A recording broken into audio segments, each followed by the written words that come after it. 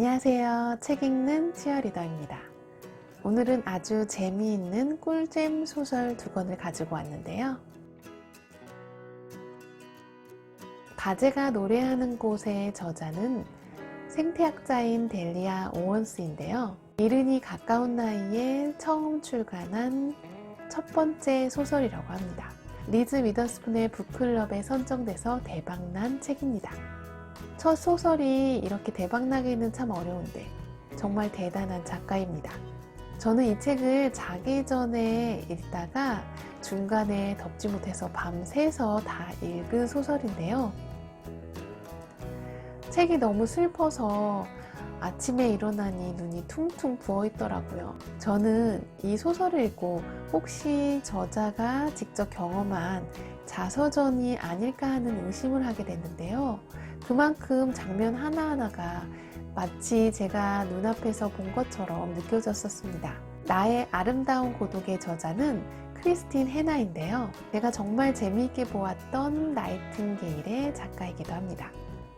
말이 필요 없을 정도로 제가 정말 믿고 보는 작가인데요. 나이팅게일은 제가 저번에 리뷰 영상을 올렸으니까 궁금하신 분은 한번 확인해 보시길 바래요. 습지의 외딴 집에서 홀로 남겨진 6살 카야가 그곳에서 홀로 성장하는 이야기인데요. 아빠의 음주와 폭행으로 가족들은 하나둘씩 그 집을 떠나고 막내인 카야는 그 집에 홀로 남게 되는데요. 그녀는 습지에서 자연에서 얻은 것들로 하루하루 힘겹게 살아가게 됩니다. 어린 나이에 가족들에게 버림받은 카야는 홀로 고독을 삼키며 습지에서 자신의 상처를 치유하면서 살아가게 되는데요. 고독하고 외로운 그녀의 삶에 어느 날 한 소년이 들어오게 되는데요. 희귀한 새의 깃털을 그녀만 아는 비밀 장소에 두고 가면서 그는 그녀의 삶에 자연스럽게 들어오게 됩니다. 테이트라는 소녀는 카야에게 글을 가르쳐주고 그녀가 좋아하는 책을 선물하고 사랑을 알아가게 해주는 사람인데요. 테이트가 그녀를 진심으로 사랑하고 아껴줘서 정말 얼마나 고마웠는지 몰라요. 사실 나쁜 마음만 먹으면 홀로 남겨진 고아인 카야를 이용할 수도 있잖아요. 그런데 테이트는 그녀를 진심으로 사랑하고 아껴줄 줄 아는 남자였어요. 하지만 테이트도 자신의 커리어를 위해서 잠시 그녀를 떠나야만 했는데요. 그녀에게 다시 돌아오겠다는 약속을 남긴 채 그는 떠났지만 다시 돌아오지 않게 됩니다. 거기서부터 비극은 시작되는데요. 멋지고 스윗한 남자인 테이트도 홀로 고립되어 생활하는 카야를 감당하기에는 버거웠기 때문입니다. 저는 사실 이 부분이 너무 안타까운 상황이기는 하지만 저는 이 부분이 오히려 더 현실적인 것 같아서 소설이 좀 더 사실적으로 느껴져서 좋았습니다. 이 소설은 테이트와의 로맨스 소설이자 홀로 고립되어 살아가는 카야의 성장기이자 살인사건, 법정 공방까지 아주 다양한 장르가 너무 잘 어우러져 있습니다. 정말 단 한 번도 지루하지 않았던 꿀잼 소설이었습니다.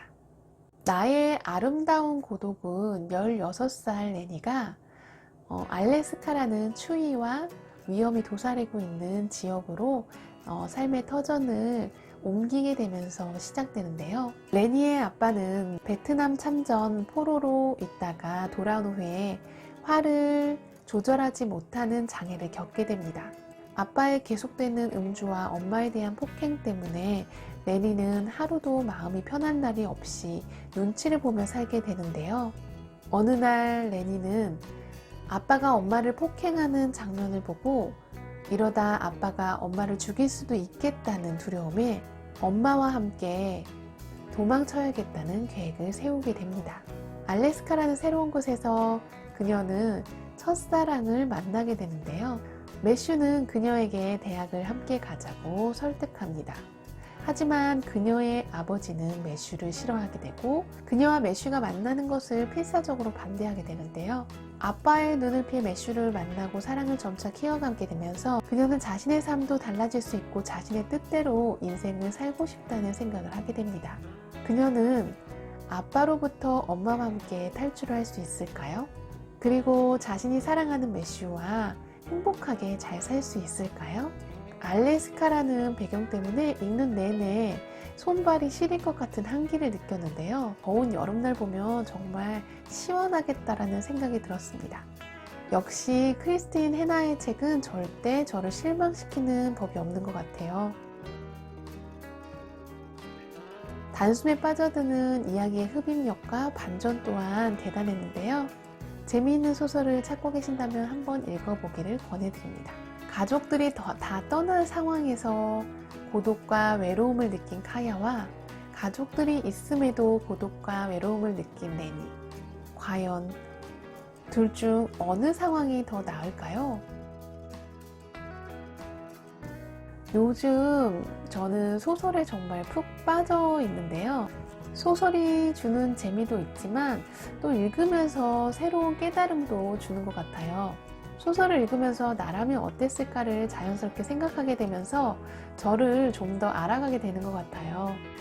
일평생 나로 살아가고 있지만 사실 나를 모를 때가 더 많잖아요. 여러 가지 상황 속에서 나를 놓고 생각해 보게 되면서 나를 알아가고 나를 인정해가고 나를 사랑하게 되는 것 같습니다.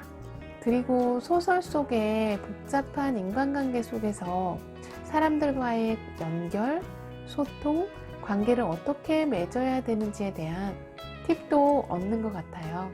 제 아이들에게도 지식을 전해주는 책보다는 소설을 많이 읽혀야겠다는 생각이 저절로 들더라고요. 소설이 시간 낭비라고 생각하지 마시고 한번 재미있는 소설에 한번 푹 빠져보세요. 삶의 또 다른 즐거움을 얻으실 수 있으실 거예요. 오늘도 저와 함께 해주셔서 감사합니다. 그럼 다음 영상도 기대 많이 해주세요. 안녕.